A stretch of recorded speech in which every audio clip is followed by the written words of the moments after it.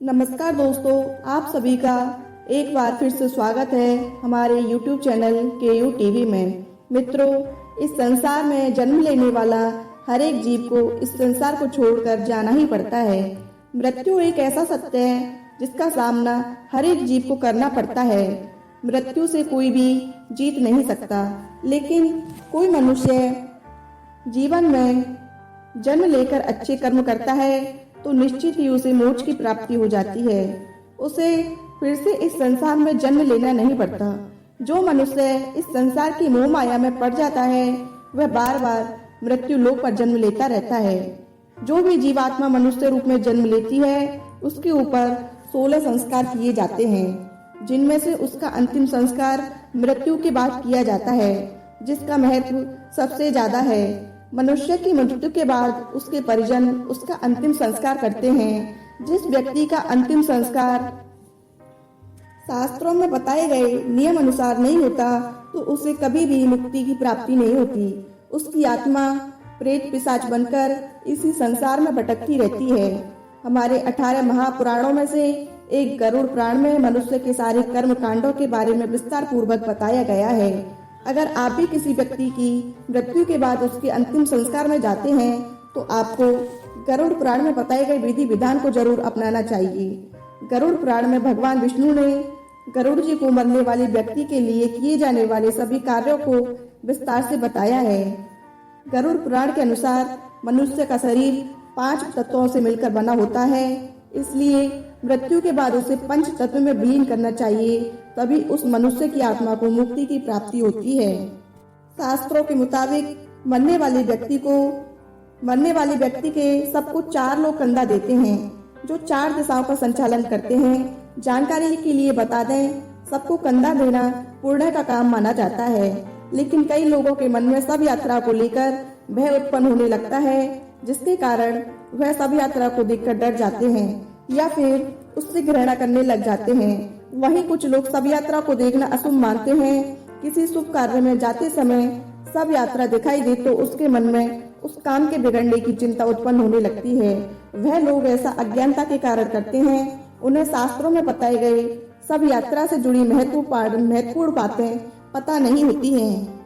इसलिए आज हम आपको इस वीडियो के माध्यम से बताने वाले हैं शव यात्रा से जुड़ी कुछ महत्वपूर्ण बातें, जिसका उल्लेख हमें हमारे धार्मिक ग्रंथ गरुड़ पुराण में देखने को मिलता है।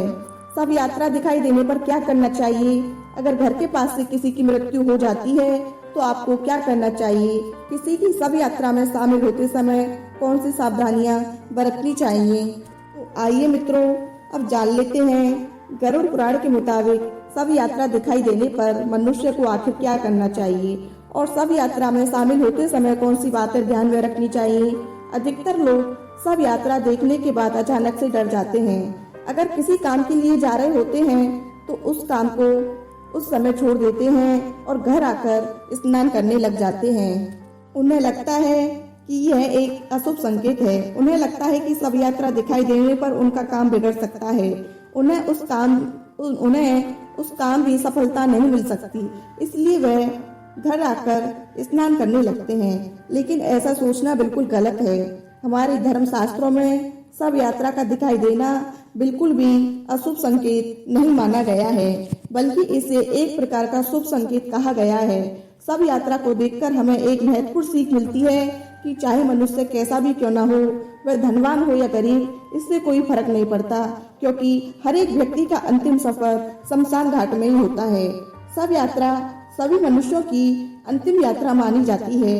इसे मोक्ष का मार्ग भी कहा गया है। इसी मार्ग से गुजरकर मनुष्य परमात्मा के पास चला जाता है।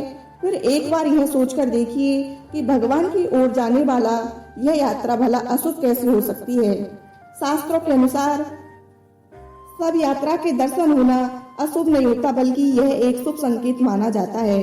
शव यात्रा के दर्शन हो जाने पर मनुष्य को उस मृतक की आत्मा को नमस्कार करना चाहिए, क्योंकि वह भगवान के पास जाने के लिए निकल चुका है। इसलिए जब भी आपको रास्ते में शव यात्रा दिखाई दे तो बिल्कुल भी ना घबराएं और इसे अशुभ समझकर उसकी तरफ पीठ भी ना करें। आपको उस समय परमात्मा का ध्यान करते हुए मरने वाले की आत्मा की शांति के लिए प्रार्थना करनी चाहिए और राम नाम के जाप का करना चाहिए।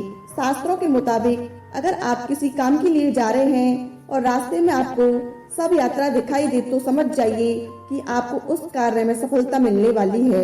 यह एक शुभ संकेत माना गया है। शास्त्रों में बताया गया है कि सब यात्रा दिखाई देने पर कभी भी उत्पाद नहीं करना चाहिए। कुछ लोग ऐसे होते हैं कि सब यात्रा देखने के बाद हंसी मजाक करने लग जाते हैं, जो कि बहुत ही गलत माना गया है। चाहे मरने वाला व्यक्ति आपका शत्रु ही क्यों ना हो, आपको किसी की मृत्यु पर खुश नहीं होना चाहिए। ये हमारे शास्त्रों में यह भी उल्लेख है कि मृत्यु के बाद व्यक्ति ना तो आपका मित्र होता है न ही आपका शत्रु। अगर रास्ते में सब यात्रा दिखाई दे और आपकी नजरों से वह यात्रा दूर ना चली जाए, तब तक आपको मौन रहना चाहिए। आप जो भी कार्य कर रहे हैं उसे छोड़कर कुछ मिनट के लिए आत्मा की शांति के लिए आपको प्रार्थना करनी चाहिए। सब यात्रा आपके नजदीक होने पर आपको भोजन भी नहीं करना चाहिए। जब भी आपके पास में कोई सब यात्रा गुजरे तो आप मौन धारण करके परमात्मा को याद करते हुए उस आत्मा की मुक्ति के लिए प्रार्थना करें और फिर से अपने कार्य में लग जाएं। अगर किसी सुहागन महिला यानी पति से पहले किसी पत्नी की मृत्यु होती है तो आपको उस समय उस स्त्री की सब यात्रा में सिंदूर गिराना चाहिए। शास्त्रों में उल्लेख है कि जिस पत्नी की मृत्यु उसके पति से पहले हो जाती है उसे मोक्ष की प्राप्ति होती है, जिससे स्त्री को उसका पति कंधा देता है, उसकी कभी अधोगति नहीं होती। हर सुहागन स्त्री यही चाहती है कि उसकी मृत्यु उसके पति से पहले हो, जिससे वह एक सुहागन की तरह श्रृंगार करके अपनी अंतिम यात्रा कर सके। बता दें, किसी भी सुहागन स्त्री की सब यात्रा दिखाई देना बहुत ही शुभ संकेत माना जाता है। अगर आपको कहीं पर भी किसी सुहागन स्त्री की सब यात्रा दिखाई दे तो आप थोड़ा सा सिंदूर गिरा दें और उसकी आत्मा की शांति के लिए भगवान से प्रार्थना करें। इससे आपको सौभाग्य की प्राप्ति होती है। अगर कोई सब यात्रा आपके घर के नजदीक होकर गुजरती है तो आपको सब यात्रा पर थोड़े से फूल जरूर डालने चाहिए। यह यात्रा ईश्वर के पास जाने की यात्रा होती है। अगर आप चाहते हैं कि आपकी कोई मनोकामना ईश्वर तक पहुंच सके और वह मनोकामना जल्दी पूरा हो सके तो आपको सब यात्रा पर थोड़े से फूल डालकर राम का नाम लेना चाहिए और आत्मा की मुक्ति के लिए प्रार्थना करनी चाहिए। शास्त्रों में स्पष्टता से उल्लेख मिलता है कि जो भी व्यक्ति सब यात्रा में राम का नाम लेता है उसे मोक्ष की प्राप्ति होती है। ऐसे व्यक्ति को भगवान के चरणों में जगह मिल जाती है। मित्रों, गरुड़ पुराण के मुताबिक किसी भी व्यक्ति की सब यात्रा में शामिल होना पुण्य का काम बताया गया है।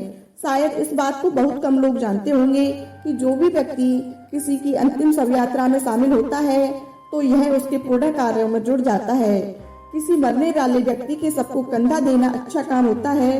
एक सबको उसकी आखिरी मंजिल तक पहुंचाना पुण्य का काम बताया गया है। लेकिन सब यात्रा में शामिल होते समय और किसी मृत व्यक्ति के सबको कंधा देते समय शास्त्रों में बताए गए कुछ नियमों का पालन करना बहुत जरूरी माना गया है, अन्यथा व्यक्ति को इसके अशुभ परिणाम मिल सकते हैं। जन्म से लेकर मृत्यु तक किए जाने वाले सभी संस्कारों में शास्त्रों में बताए गए नियमों के अनुसार ही करना चाहिए, तभी उसके शुभ फल की प्राप्ति होती है। तो दोस्तों, आज की वीडियो में बस इतना ही। अगर आपको मेरे द्वारा दी गई जानकारी पसंद आई हो तो मेरे चैनल को प्लीज लाइक करना, सब्सक्राइब करना और अपने दोस्तों के साथ शेयर करना। मिलते हैं किसी नई वीडियो के साथ, तब तक के लिए धन्यवाद।